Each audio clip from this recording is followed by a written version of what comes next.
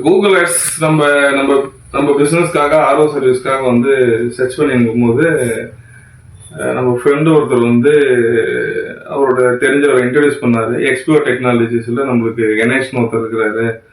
So அவரை introduce பண்ணி விட்டாரு. அவர் மூலயமா கூகுள் ஆட்ஸ் பண்ணலான்ட்டு. ஸோ ஸ்டார்டிங்கில் எனக்கு தெரியாது அவர் யாருன்னு ஆக்சுவலாக. ஸோ நான் அவரை அப்ரோச் பண்ணேன். எனக்கு கூகுள் ஆட்ஸ் இந்த மாதிரி பண்ணணும் அப்படின்னு சொன்னேன்.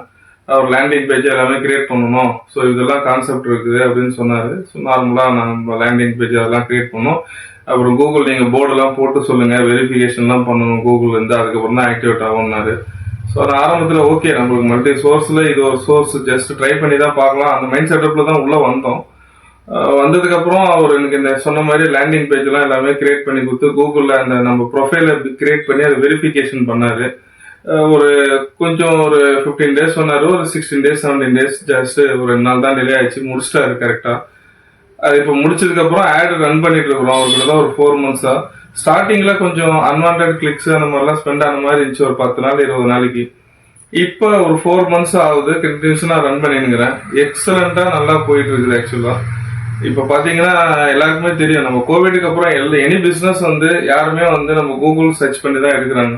ஸோ அந்த கூகுளில் நம்மளை ஒரு நல்ல இடத்துல நம்ம லிஸ்ட் பண்ணி ஆப்டிமைசேஷன் ஸ்கோர்லாம் இம்ப்ரூவ் பண்ணி நம்ம சர்ச் பண்ணால் நம்ம பிஸ்னஸ் வந்து டாப்ல வர அளவுக்கு நம்ம அந்த ரேட்டிங் எல்லாமே நம்மளை வாங்க சொல்லி சொல்றதுல எல்லாமே மேக்ஸிமம் எந்த சப்போர்ட்டாக இருந்தாலும் நான் இன்னைக்கு சொல்லுவேன், இன்னைக்கு இது மாதிரி கொஞ்சம் கால்ஸ் கம்மியா இருக்கு, என்ன நெகட்டிவ் கியூவர்ஸ் என்ன போயிருக்காங்கன்னா இமீடியட்டா பாப்பாரு. அது நம்ம அவரோட ஓன் பிசினஸ் மாதிரி நம்மளுக்கு மெயின் வந்து அன்வான்ட் ஸ்பெண்டிங் கஸ்டமருக்கு ஆயிடக்கூடாதுன்றதுலையும் ரொம்ப ரொம்ப ரொம்ப கேர்ஃபுல்லா.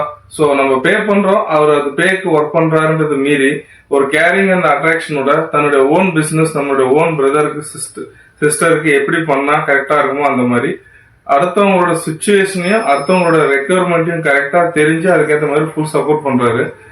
Thanks to Ganesh from expo technologies. இப்போ ஸ்டார்டிங்ல நம்ம வந்து பட்ஜெட் வந்து கம்மியாக தான் போட்டு ரன் பண்ணோம். ஏன்னா நம்மளுக்கு ட்ரஸ்ட் கொஞ்சம் ஏன்னா கிளிக் ஆகிடுமோ வேஸ்ட் ஆகிடுமோன்னு. இன்னைக்கு ஸ்லோவா பட்ஜெட் இன்க்ரீஸ் பண்ணிட்டு நம்ம பண்ணும்போது ஆட்டோமேட்டிக்காக நம்ம பட்ஜெட் இன்க்ரீஸ் பண்ணி பண்ணும்போது நம்மளுக்கான கஸ்டமர் பேஸும் இன்க்ரீஸ் ஆகி ரெவென்யூவும் இன்க்ரீஸ் ஆகுது. ஸோ பட்ஜெட் இன்க்ரீஸ் ஆகிறதால நம்மளுக்கு ரெவென்யூ இன்க்ரீஸ் ஆகிறதால நம்ம கூகுள் ஆட்க்கு ஸ்பெண்ட் பண்ற பட்ஜெட் பற்றி I didn't care. So, nalla podu. Thanks to Ganesh from Expo Technologies.